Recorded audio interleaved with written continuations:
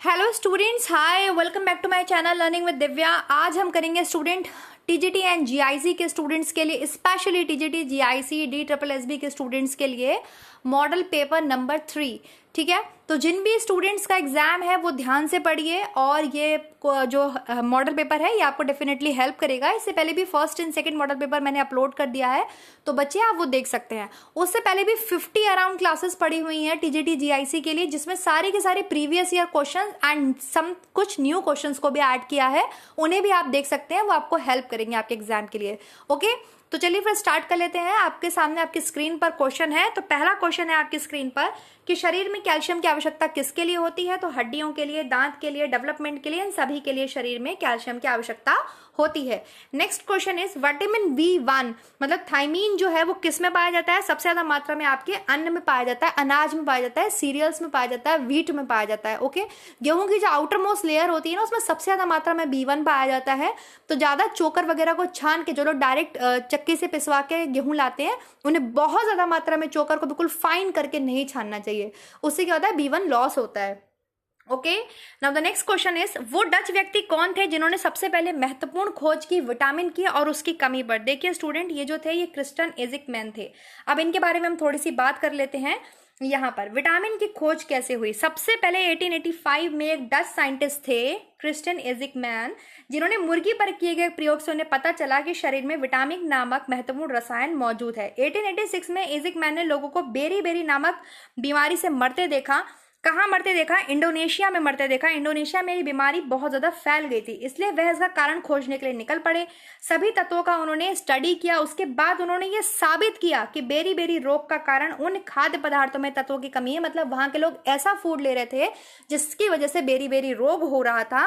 और वो क्या है? बेरी रोग आपके विटामिन की कमी से होता है। तो क्रिस्टन एजिकमैन की ये खोज अधूरी रह गई, क्योंकि वो ना विटामिन के महत्व को जान पाए और ना ही उनके सोर्सेस का पता लगा पाए थे। ठीक है, इसके बाद इसकी खोज को आगे बढ़ाने का जो रियल असली श्रेय जाता है तो वो जाता है आपके ब्रिटिश साइंटिस्ट कैसिमिर फ्रांक को। कैसिमिर फ्रांक ने 1912 में साबित किया कि शरीर को स्वस्थ रखने के लिए निश्चित मात्रा में विटामिन की आवश्यकता होती है। तो आई थिंक आज आपको डाउट क्लियर हो गया होगा। बहुत इंपॉर्टेंट क्वेश्चन था, इसलिए मैंने ये ऐड किया है। ओके, समझ में आ गया? तो नेक्स्ट क्वेश्चन देख दो, आपको इसमें आंसर समझ में आ गया कि वो कौन डच व्यक्ति थे जिन्होंने सबसे पहले महत्वपूर्ण खोज की थी विटामिन की उसकी कमी पर? तो वो क्रिस्टन एजिकमैन थे, या आइजैक मैन भी बोल सकते हैं आप। नेक्स्ट क्वेश्चन देख लेते हैं। ताजी सब्जी, संतरा, नींबू, इनमें क्या पाया जाता है? तो इनमें आपके विटामिन सी पाया जाता है, क्योंकि सिट्रस फ्रूट है, इनमें विटामिन सी पाया जाता है। दूध के जमने की क्रिया, जमने की क्रिया का मतलब समझते हैं कि दूध जो है कहाँ पे जम जाता है बॉडी में जाके? अमाशय में। मतलब जो अमाशय में जो है दूध आपके दही की तरह फट जाता है। जब छोटे बच्चे होते हैं ना तो उनमें दूध इसी तरीके से डाइजेस्ट होता है। अमाशय में रेनिन नामक एंजाइम पाया जाता है जो दूध को फाड़ने का काम करता है।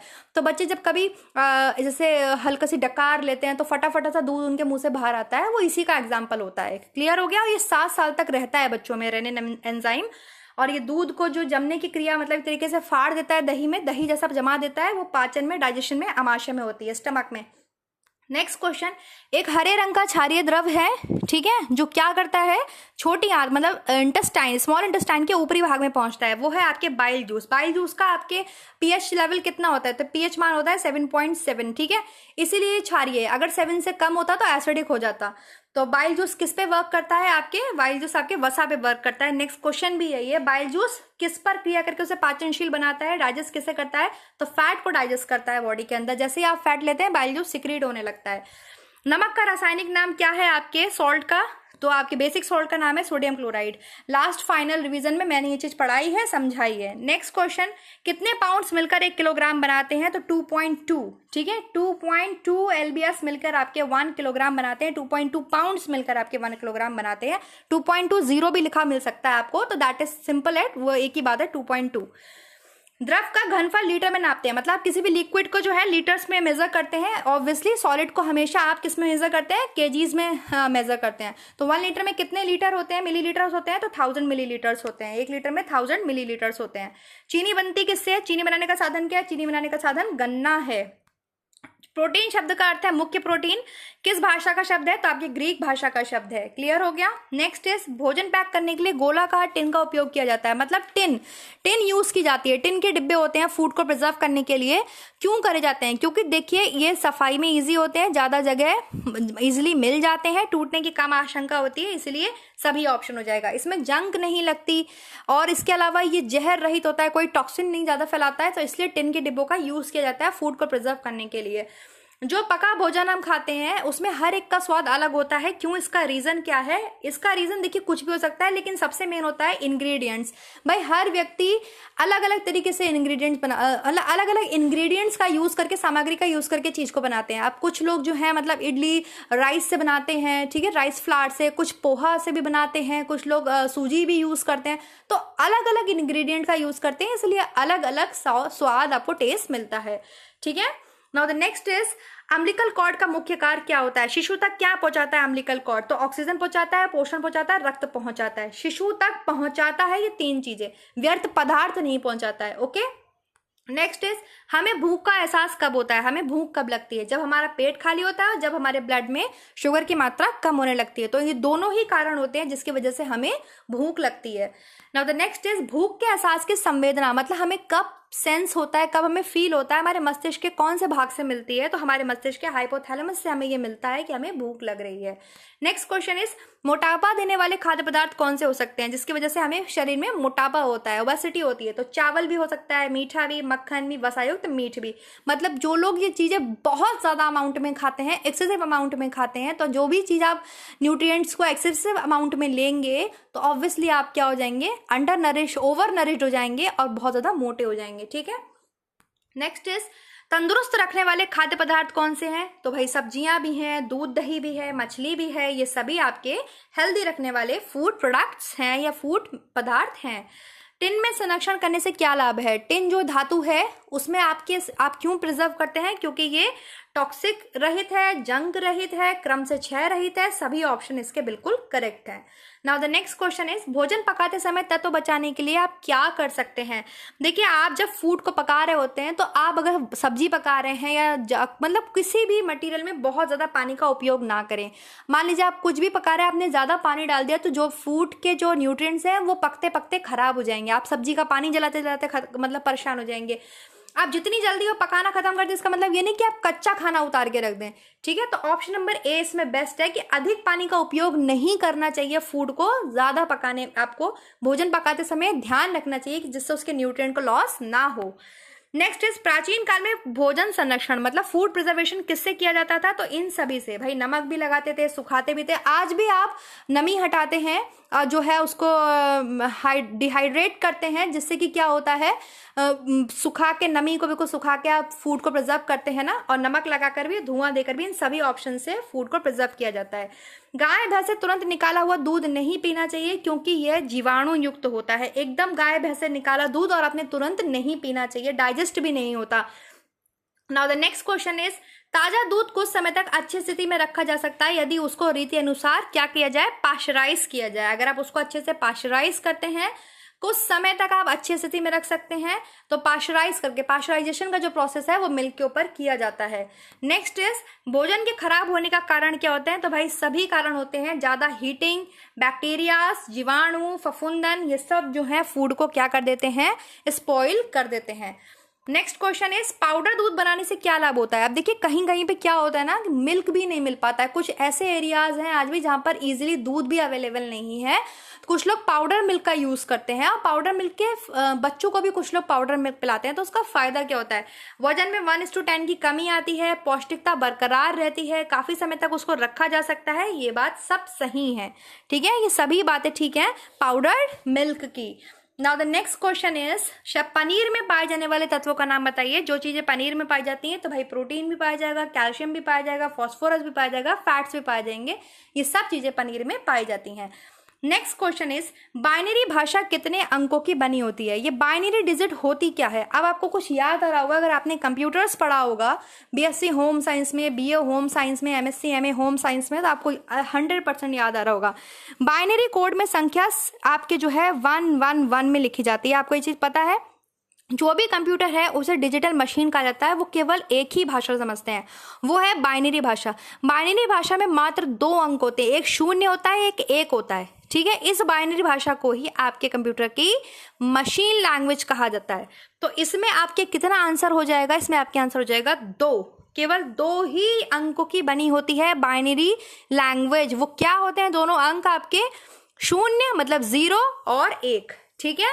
बाइनरी डिजिट्स आपने पढ़ा होगा ये चीज, इसलिए मैंने इनको ऐड किया, क्योंकि कंप्यूटर्स तो कुछ बच्चों ने मुझे लग रहा है बिल्कुल भी नहीं पढ़ा होगा। चलिए कोई बात नहीं, मैं पढ़ा देती हूँ। सबसे पहला नेक्स्ट क्वेश्चन है, एक कंप्यूटर की स्मृति सामान्य तौर पर किलोबाइट मेगाबाइट के रूप में व्यक्त की जाती है। एक बाइट कितने का बना होता है? तो देखिए आपके जो 1 बाइट होता है ना, वो आपके 8 बिट का बना होता है। कितने का बना होता है? 8 बिट का। 8 बिट का 1 बाइट होता है। 1024 बाइट का 1 किलोबाइट होता है। 1024 किलोबाइट का 1 मेगाबाइट होता है। 1024 मेगाबाइट का 1 गीगाबाइट होता है एंड 1024 गीगाबाइट का 1 टेराबाइट होता है। तो आपके जो एक कंप्यूटर की स्मृति सामान्य तौर पर जो किलोबाइट मेगाबाइट के रूप में आप व्यक्त करते हैं, जीबी एमबी आप बोलते हैं ना, 3 GB 4 GB 5 MB, ये सब क्या है? ये आपके इसमें आ जाएगा 8। तो 8 बिट का 1 बाइट होता है, ठीक है। 8 बिट का 1 आपके बाइट होता है। क्लियर हो गया? नेक्स्ट क्वेश्चन देखते हैं हम। 8 बिट के समूह को आप बोलेंगे क्या? इस ग्रुप को क्या बोलेंगे? अभी मैंने बताया 8 बिट का 1 बाइट होता है, तो क्या हो जाएगा इसमें? Option byte.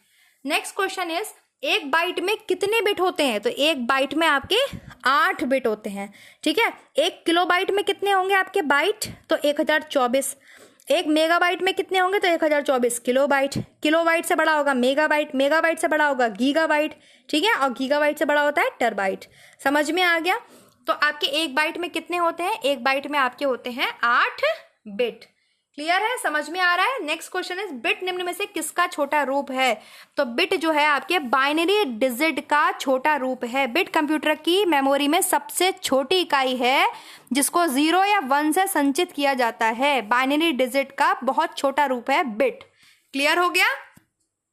Next question is, computer में शब्द की लंबाई किससे नापी जाती है? तो कंप्यूटर में शब्द की लंबाई जो है आपके वो बिट्स से नापी जाती है।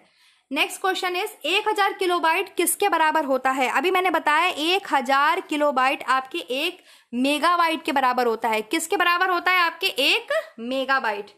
नेक्स्ट इज, कंप्यूटर में ALU क्या होता है? ALU का क्या तात्पर्य होता है? अगर ALU आपने सुना है तो क्या है ALU? ALU होता है अरिथमेटिक लॉजिक यूनिट। ये फुल फॉर्म से भी पूछ ली जाती हैं। ये जो यूनिट है ये मैथमेटिकल और रीजनिंग संसाधन के लिए यूज की जाती है कंप्यूटर में। ALU का मतलब होता है अरिथमेटिकल लॉजिक यूनिट। तो that is option number B। Now the next question is, computer में CD अक्षरों का प्रयोग किसके लिए किया जाता है? CD का मतलब क्या होता है? CD का मतलब होता है कॉम्पैक्ट डिस्क। क्या मतलब होता है इसका? Compact disc. That is option number A। Next question is, HTTP का पूरा नाम क्या है? अब आप कोई भी लिंक वगैरह खोलते हैं, ओपन करते हैं तो ये लिखा हुआ होता है, इसका पूरा नाम क्या होता है? इसका पूरा नाम होता है hyper text transfer protocol. Program नहीं, hyper text transfer protocol. That is option number B। यहां पर हो जाएगा option number B। Now the next question is, मुझे पता है कि टॉपिक बिल्कुल नहीं पढ़ा होगा बच्चों ने, जबकि एक्सटेंशन एजुकेशन है, कम्युनिकेशन है। कम्युनिकेशन में जो है आपके सारे ऑडियो वीडियो सब एड्स पूछे जाते हैं, तो इसीलिए मैंने इनको इंक्लूड कर लिया ताकि आपका एक प्रॉपर रिवीजन यहीं पर हो जाए। निम्न में से कौन सा कंप्यूटर का हार्डवेयर नहीं? अब हार्डवेयर सॉफ्टवेयर समझते हैं ना। अब हार्डवेयर जिस चीज को आप देख सकते हैं, छू सकते हैं, टच कर सकते हैं, वो चीज हार्डवेयर है कंप्यूटर की, ठीक है। जैसे आप माउस छू सकते हैं, मॉनिटर छू सकते हैं, CPU छू सकते हैं, लेकिन उसके अंदर का जो प्रोग्राम होता है, जो प्रोसेसिंग होती है, वो सॉफ्टवेयर की वजह से होती है। तो इनमें से कौन सा हार्डवेयर नहीं है? Printer, compiler, mouse, keyboard. अभी मैंने बताया तो कंपाइलर जो होता है, कंपाइलर वो आपके क्या है? ये एक प्रोग्राम का ग्रुप होता है जो किसी भी कंप्यूटर भाषा में लिखे प्रोग्राम को किसी दूसरी कंप्यूटर भाषा में बदल देता है, ठीक है। तो ये आपकी क्या है? एक सॉफ्टवेयर है, एक प्रोग्राम है, ये कोई भी हार्डवेयर नहीं है। जबकि प्रिंटर, माउस, कीबोर्ड ये सब हार्डवेयर है। हार्डवेयर मतलब हार्ड बॉडी है, सॉलिड बॉडी आपको दिखाई दे रही है, आप उसे छू सकते हैं, टच कर सकते हैं, फील कर सकते हैं, लेकिन आप जो भी वो चलाते हैं, प्रोसेसर जो चलाते हैं, वो आपको दिखता नहीं है, सॉफ्टवेयर। समझ में आ गया? नेक्स्ट क्वेश्चन इज इनमें से कौन सा कंप्यूटर हार्डवेयर नहीं है? Mouse, printer, monitor, Excel. अब एक्सेल क्या है? एक्सेल क्या है? आपके एक शीट है, स्प्रेडशीट है, माइक्रोसॉफ्ट ऑफिस का एक ये पार्ट है। एमएस एक्सेल हो गया, एमएस ऑफिस हो गया, ये सब क्या है? ये सब प्रोग्राम है कंप्यूटर के अंदर, तो ये सॉफ्टवेयर है। समझ में आ गया? जबकि प्रिंटर, माउस, मॉनिटर ये सब क्या है? हार्डवेयर है। हार्डवेयर नहीं पूछा है तो एक्सेल डी आंसर हो जाएगा। आपने आउटपुट इनपुट पढ़ा होगा, output devices, input devices. Hardware software कुछ ही बच्चों ने पढ़ा होगा, कुछ ने बिल्कुल नहीं पढ़ा होगा।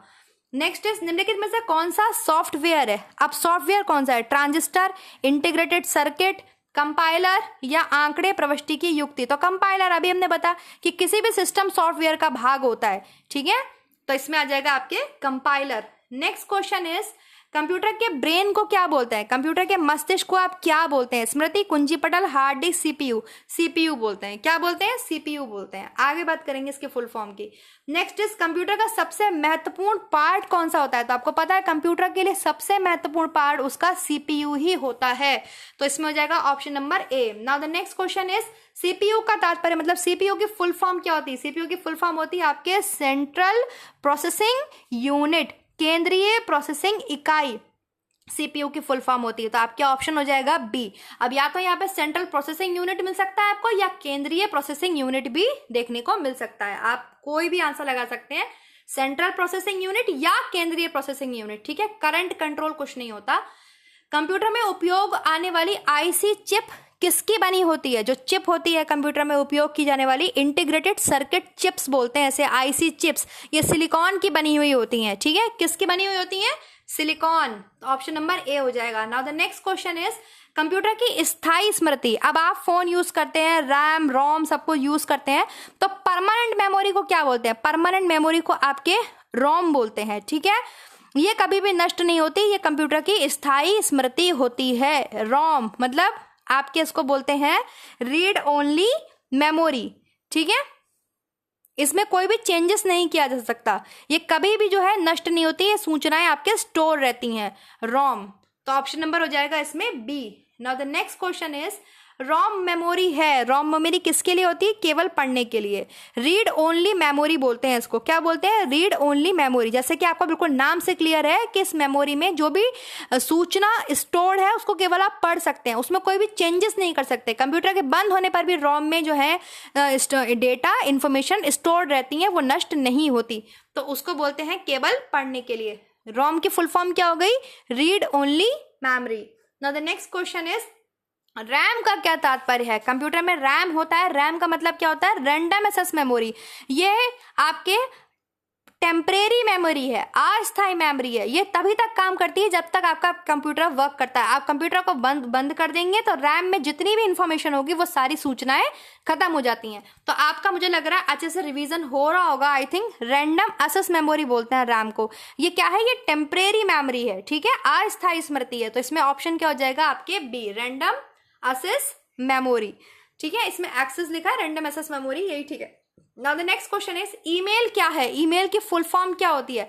तो ईमेल की फुल फॉर्म होती है आपके इलेक्ट्रॉनिक मेल। ईमेल की फुल फॉर्म क्या होती है? आपके इलेक्ट्रॉनिक मेल। और ईमेल इलेक्ट्रॉनिक मेल का ही एक संक्षिप्त रूप है, मतलब छोटा रूप है। ईमेल का विस्तृत रूप क्या हो जाएगा? Electronic mail. यूएसबी का यूज करते हैं, यूएसबी यूज करी जाती है ना, यूएसबी। यूएसबी की फुल फॉर्म क्या होती है? यूएसबी की फुल फॉर्म होती है universal serial bus. Universal serial bus, ठीक है, बम नहीं बस, तो universal serial bus, option number A. ये किसी भी प्रकार के हार्डवेयर इक्विपमेंट्स को जोड़ा जा सकता है यूएसबी से, ठीक है। इससे आप सीधे प्लग से प्ले, किसी भी तरीके से आप यूएसबी से किसी भी हार्डवेयर इक्विपमेंट्स को कनेक्ट कर सकते हैं। तो यूएसबी की फुल फॉर्म होती है यूनिवर्सल सीरियल बस। नेक्स्ट क्वेश्चन है सीएडी का क्या मतलब है? सीएडी क्या होता है कंप्यूटर में? तो सीएडी होता है आपके कंप्यूटर एडेड डिजाइनिंग। अभी कुछ याद आ रहा होगा, कंप्यूटर एडेड डिजाइनिंग तो जरूर की होगी। टेक्सटाइल में डिजाइनिंग, प्रिंटिंग जब पढ़ते हैं तो कंप्यूटर एडेड डिजाइनिंग के बारे में हम पढ़ते हैं। तो सीएडी का मतलब होता है कैड यानी computer aided design, option number B. Now the next question is computer अपनी शक्ति प्राप्त करता है, किससे प्राप्त करता है? तो कंप्यूटर अपनी शक्ति अपनी गति से, अपनी प्योरिटी से, अपनी मेमोरी से, इन सभी से बहुत तेजी से गणनाएं करता है ना कंप्यूटर, ये तो आपको पता ही है। तो ऑप्शन हो जाएगा उपरोक्त सभी से। Now the next question is video mail से हम क्या भेज सकते हैं? वीडियो मेल से हम क्या करते हैं? वीडियो मेल से हम ग्राफिक्स कर सकते हैं, वीडियो क्लिप्स बना सकते हैं, वीडियो मैसेज बना सकते हैं, तो इन सभी को कर सकते हैं, ठीक है।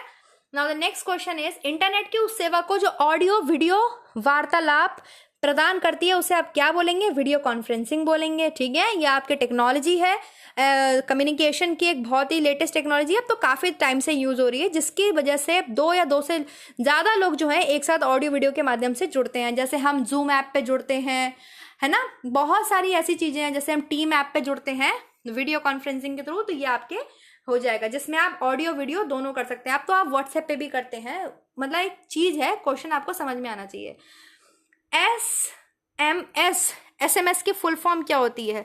बड़े ही इजी क्वेश्चन है, लेकिन एक रिवीजन हो जाएगा। SMS की फुल फॉर्म क्या होती है? Short messaging service, short messaging service, option number B. Now the next question is ICT क्या है? ICT की फुल फॉर्म क्या होती है? Information and communication technology. ICT जो है ये कम्युनिकेशन डेवलप इंडस्ट्री से है, संचार प्रौद्योगिकी से है, ठीक है। ये कंप्यूटर टेक्नोलॉजी नहीं है, ये कम्युनिकेशन टेक्नोलॉजी है। इसमें आपके कम्युनिकेशन, आपके जो मीडिया है, इन सभी के ऑडियो वीडियो सब एड सब शामिल होते हैं। तो ICT का फुल फॉर्म होती है information and communication technology, computer technology नहीं, option number B. Now the next question is SIM का फुल रूप क्या है? एक सेकेंड, सॉरी, हाँ, सिम की फुल फॉर्म क्या है? सिम, जो आप सिम डालते हैं अपने फोन में, उसका फुल फॉर्म क्या होता है? Subscriber identity module. इसका फुल फॉर्म क्या होता है सिम का? Subscriber identity module. जो भी आप अपने मोबाइल में, अपने टैब में, अपने कंप्यूटर्स में, कुछ भी आप जो आप सिम डालते हैं ना बात करने के लिए अपने मोबाइल में, ये क्या है? सब्सक्राइबर आइडेंटिटी मॉड्यूल, तो ऑप्शन नंबर ए, ठीक है। Now the next question is computer का मुख्य पटल कहलाता है, कंप्यूटर का जो मेन पटल है वो क्या कहलाता है? फादरबोर्ड, मदरबोर्ड, कीबोर्ड, क्या कहलाता है? मदरबोर्ड कहलाता है। क्या कहलाता है? आपके मदर बोर्ड कहलाता है, ठीक है। Now the next question is जल का वाष्प में परिवर्तन क्या होता है? जो जल है आपका, जो वाटर है, जब वो वाष्प में परिवर्तित हो जाता है तो वो कैसा परिवर्तन है? रासायनिक, भौतिक, प्राकृतिक, क्या है वो? आपके भौतिक परिवर्तन है। कैसा परिवर्तन है? भौतिक परिवर्तन है, ठीक है। Now the next is pasteurisation एक प्रक्रिया है, पाश्चराइजेशन एक प्रोसेस है, जिसमें क्या किया जाता है आपके, जिसमें आपको दूध को पहले बहुत देर तक गर्म करते हैं और फिर एक निश्चित टाइम में अचानक से ठंडा कर देते हैं, एकदम से उसे ठंडा कर देते हैं। तो इसमें आपके ऑप्शन हो जाएगा सी। पाश्चराइजेशन दूध को प्रिजर्व करने की विधि है। लुई पाश्चर ने इसको खोजा था, इसलिए उनके नाम पर इसको पाश्चराइजेशन कर दिया। इसमें दूध को 145 डिग्री फ़ारेनहाइट से 150 डिग्री फ़ारेनहाइट टेम्परेचर तक 30 मिनट तक के लिए गर्म किया जाता है। इसके बाद उसे 55 डिग्री फ़ारेनहाइट पर ठंडा कर लिया जाता है, ठीक है। जिससे क्या होता है? दूध में जो बैक्टीरियाज होते हैं, हानिकारक कीटाणु होते हैं, वो नष्ट हो जाते हैं। समझ में आ गया? क्लियर हो गया? Now the next question is pasteurisation किससे संबंधित है? पाश्चराइजेशन आपके दूध के निर्जमीकरण से संबंधित है, दूध के भंडारण से संबंधित है, दूध के स्टोरेज से संबंधित है। क्लियर हो गया? समझ में आ रहा है ना? तो इसमें हो जाएगा option number A. Now the next question is कौन सी गैस नोबल गैस कहलाती है? देखिए ये क्वेश्चन एक बच्चे ने मेरे कमेंट सेक्शन में पूछा था, तो मैं उसका यहाँ पर आपको बिल्कुल जो है क्लियर कर देती हूँ। वो बता रही थी कि नाइट्रोजन, उसमें बुक में आंसर दिया है। बच्चे गलत है।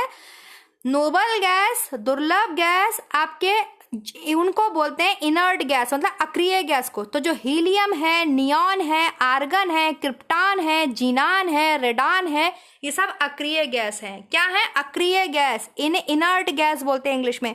इनको उत्कृष्ट गैस मतलब नोबल गैस या दुर्लभ गैस भी बोला जाता है। तो सी हो जाएगा ऑप्शन हीलियम। हीलियम क्या है आपके?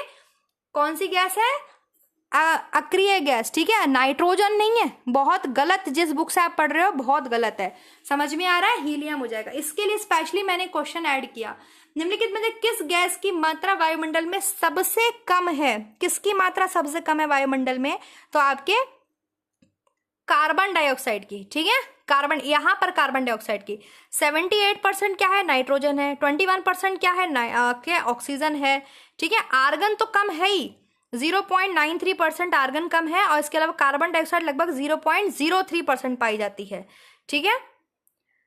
हाँ जी, तो इसमें आपके हो जाएगा वायुमंडल में अगर आपसे पूछे किस गैस की मात्रा आयतन में वायुमंडल में सबसे कम है, तो ऑप्शन बी हो जाएगा, आयतन में सबसे कम है। आयतन में पूछ रहा है वायुमंडल में, तो सबसे कम कार्बन डाइऑक्साइड हो जाएगा। ठीक है।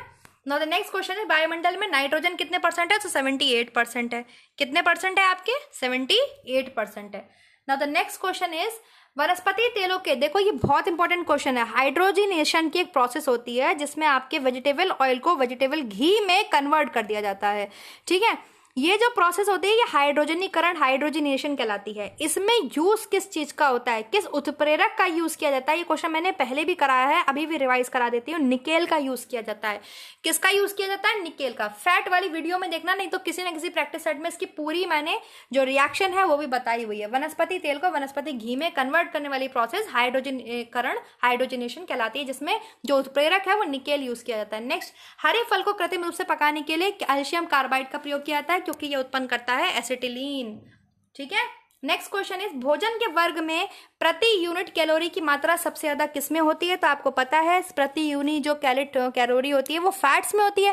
फैट्स में प्रति यूनिट कैलोरी की मात्रा सबसे ज्यादा होती है, वो 9 किलो कैलोरीज देता है। 9 किलो कैलोरी ऊर्जा की प्राप्ति होती है 1 ग्राम वसा से, जबकि 1 ग्राम कार्बोहाइड्रेट से 4, 1 ग्राम प्रोटीन से 4 किलो कैलोरी, जबकि 1 ग्राम वसा से 9.3, या आप 9 किलो कैलोरीज भी बोल सकते हैं। Okay. Now the next is, कौन सा विटामिन उसकी कमी वाला रोग सुमेलित नहीं है? तो कैल्सीफेरॉल से आपको पता ही है अस्थि प्रॉब्लम होती है, मतलब विटामिन डी की कमी से, कैल्सीफेरॉल की कमी से बोन्स में प्रॉब्लम आती है। सुमेलित कौन सा नहीं है? तो राइबोफ्लेविन, राइबोफ्लेविन की कमी से बेरी नहीं होता, तो ये सुमेलित नहीं है, इसलिए ये आंसर सही है। ठीक है। नेक्स्ट इज, निम्नलिखित सब्जियों में सबसे ज्यादा विटामिन सी किस में पाया जाएगा? इन सब्जियों में किस में पाया जाएगा? तो मिर्च में पाया जाएगा। जो हरी मिर्चा होती है उसमें विटामिन सी पाया जाता है। नेक्स्ट इज, विटामिन सी का रासायनिक नाम क्या है? तो आपको पता ही है एस्कॉर्बिक एसिड है विटामिन सी का रासायनिक नाम। विटामिन सी का रासायनिक नाम आपके एस्कॉर्बिक एसिड है। नेक्स्ट क्वेश्चन इज, रुधिर स्कंदन मतलब ब्लड क्लॉटिंग में कौन सा विटामिन बहुत ज्यादा प्रभावी होता है, इफेक्टिव होता है? तो विटामिन के, विटामिन के। नेक्स्ट क्वेश्चन, विटामिन डी का स्रोत है? तो सूर्य की किरणें, सूर्य की किरणों की वजह से विटामिन डी हमारी बॉडी में एक्टिवेट होता है, हमारी स्किन हमारी बॉडी के अंदर एक्टिवेट होता है। ठीक है, clear. Now the next is, इसके सोर्सेस क्या क्या है विटामिन डी के? मक्खन है आपके, क्या बोलते हैं, अंडे की जर्दी है, लीवर है, ये सब इसके बहुत रिच सोर्सेस हैं। रक्त क्या होता है? रक्त क्या है आपके? Blood is a connective tissue, संयोजी ऊतक, blood is a connective tissue. Next is, haemoglobin क्या है? अच्छा हाँ, एक चीज बताओ, आरबीसी, आरबीसी का दूसरा नाम क्या है? फटाफट से आप लोग जो है कमेंट करेंगे, अगर आपको पता है बिल्कुल अच्छे से तो आप बताएंगे, नहीं तो चलिए मैं बता देती हूँ। आरबीसी को इरिथ्रोसाइट्स बोलते हैं, ठीक है, डब्ल्यूबीसी को ल्यूकोसाइट्स बोलते हैं, एंड प्लेटलेट्स को थ्रोम्बोसाइट्स बोलते हैं। और ये मैंने जो है पोल कराया हुआ है टेलीग्राम पर, तो जिन्होंने नहीं ज्वाइन किया वो कर लेना, आपको आराम पड़ेगा उससे। तो आरबीसी को इरिथ्रोसाइट्स बोलते हैं, दूसरा नाम इरिथ्रोसाइट्स है, डब्ल्यूबीसी का ल्यूकोसाइट्स है, प्लेटलेट्स को थ्रोम्बोसाइट्स बोलते हैं। ठीक है।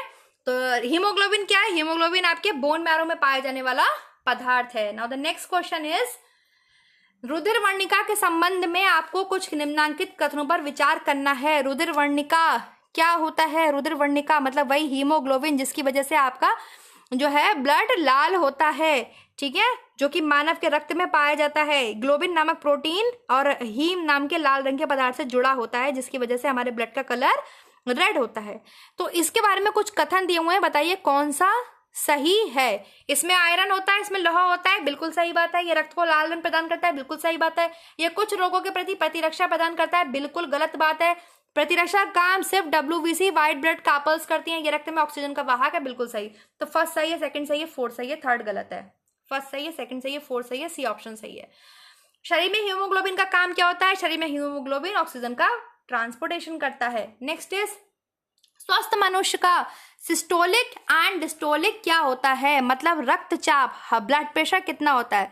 प्रंकुचन दाब बोलते हैं सिस्टोलिक को, जो कितना होता है 120, ठीक है, मिलीमीटर ऑफ मरकरी। और जो सिस्टोलिक होता है उसको, सॉरी, डिस्टोलिक को क्या बोलते हैं? प्रसारण दाब, हिंदी में क्या बोलते हैं? प्रसारण दाब, जो कितना होता है, नॉर्मल कितना होता है 80 मिलीमीटर ऑफ मरकरी, ठीक है। तो नॉर्मल कितना हो जाएगा 120 मिलीमीटर एंड 80 मिलीमीटर। 120 हो गया सिस्टोलिक, 80 मिलीमीटर हो गया डिस्टोलिक। सिस्टोलिक को हिंदी में बोलते हैं प्रंकुचन, प्रंकुचन और आपके डिस्टोलिक को बोलते हैं प्रसारण दाब। और इसकी जो यूनिट है वो क्या है, मिलीमीटर ऑफ मरकरी, Hg लगा होता है मरकरी, ठीक है।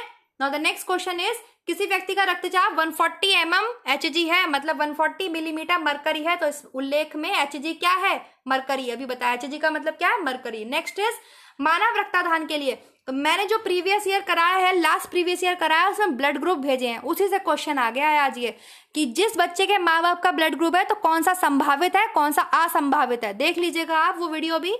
तो मानव रक्तदान के लिए कौन सा रक्त समूह सर्वाधिक दाता है, मतलब यूनिवर्सल डोनर कौन होता है, तो यूनिवर्सल डोनर तो आपको पता है ओ होता है, ठीक है।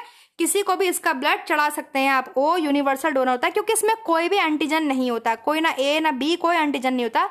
आप किसी भी ब्लड ग्रुप के व्यक्ति को ओ का ब्लड चढ़ा सकते हैं, ठीक है।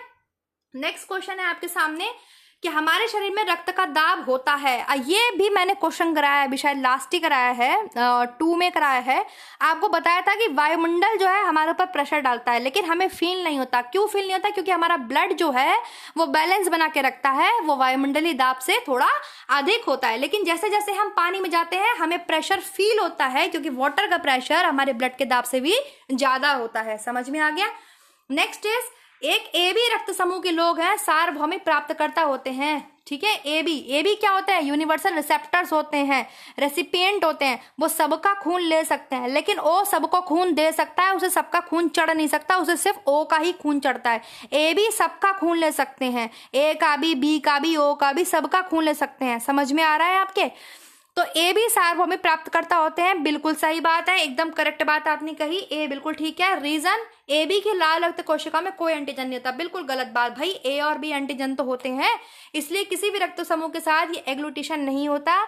देखिए ए और बी आपके यूनिवर्सल रेसिपिएंट होते हैं, क्योंकि इसमें ए एंटीजन भी होता है, बी एंटीजन भी होता है, दोनों होते हैं, कोई एंटीबॉडी नहीं होती, जिसके कारण एग्लूटिनेशन नहीं होता, ठीक है। इसलिए ए बी वाले व्यक्ति को आप किसी भी ब्लड ग्रुप का रक्त दे सकते हैं। तो ए सही है, आर गलत है, ए सही है, आर गलत है, option number C is correct.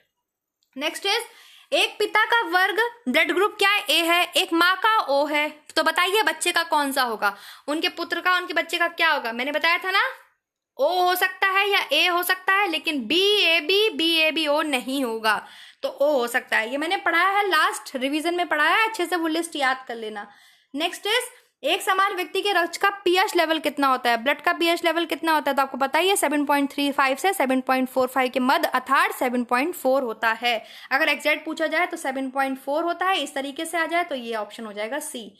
Now the next question is, RH factor किससे संबंधित है। देखिए 1900 में कार्ल एंड स्टीनर ने आपके 4 ब्लड ग्रुप ए बी और ओ, कौन कौन से ब्लड ग्रुप होते हैं, ए बी, एक ए बी भी होता है और एक आपके होता है ओ, ठीक है। कार्ल लैंड स्टीनर ने इन ब्लड ग्रुप की खोज की थी। इन्होंने रीसस बंदर पर एक अलग फैक्टर ढूंढा जिसे इन्होंने आरएच फैक्टर नाम दिया।